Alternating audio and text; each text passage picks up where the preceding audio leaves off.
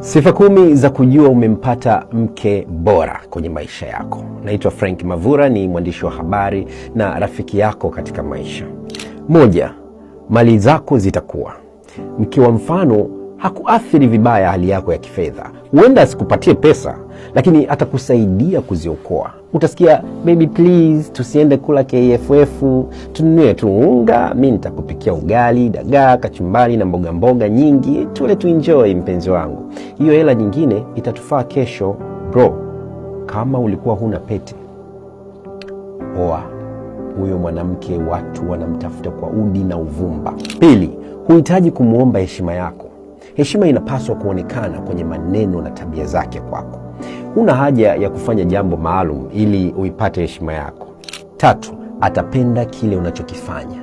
Bro, kamwe, narudia tena, kamwe usije kuoa mwanamke ambaye hapendi kile unachokifanya. Hasa pale unapotumia muda na juhudi. Utateseka maishani mpaka unaingia kaburini. 4. Atapenda familia yako.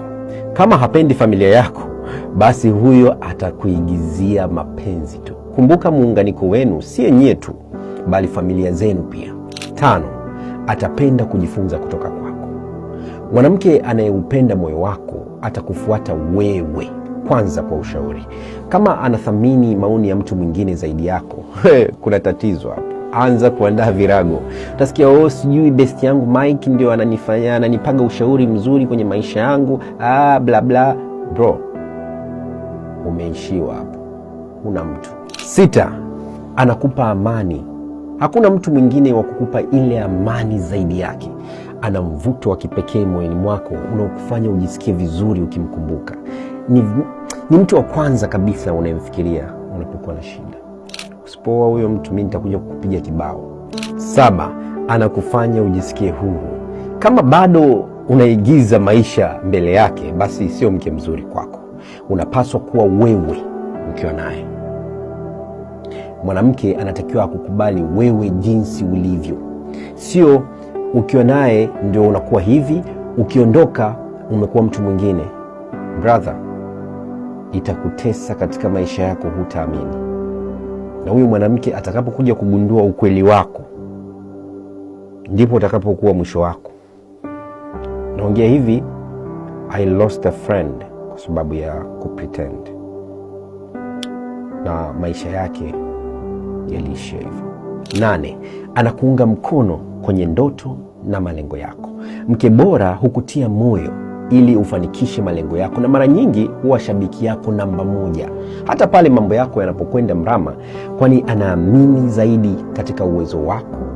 Niamini mimi, hao ni wanawake wachache sana katika dunia hii tuliyopo kwa sasa, na wengi wamejaa kwenye comments.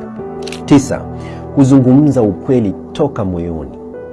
Uaminifu hujengwa kwa mawasiliano mazuri. Anakushirikisha mawazo na hisia zake kwa uwazi na kusikiliza bila kukukosoa, akijenga uhusiano mzuri wenye kushirikishana yaliyo moyoni. Mtu kama huyo atakwambia, babe, niko sehemu fulani, ana mawasiliano mazuri. Niko sehemu fulani, anaongea na wewe. Hawezi kudanganya. Usipoa huyo, sijui unatafuta nini. Malaika? Acha ujinga. 10. Anaonesha upendo unaonekana hata kwa wengine. Tabia yake kwa watu wengine, marafiki, familia na wageni tu, inaonesha utu wake halisi. Mke mwema ana moyo wa upendo na huwatendea wengine kwa heshima na huruma. Ana moyo wa dhahabu. Ni ombi langu kwa Mwenyezi Mungu akupe mke mwema atakayekupa amani ya moyo. Na kama wewe ni mwanaume unayetafuta mke, comment hapo chini, natafuta mke. Na kama wewe ni mwanamke unayetafuta mume, comment jimbo lipo wazi. Kisha muendelee kuchati. Huenda tukashuhudia ndoa iliyotokea hapa kwenye comment section.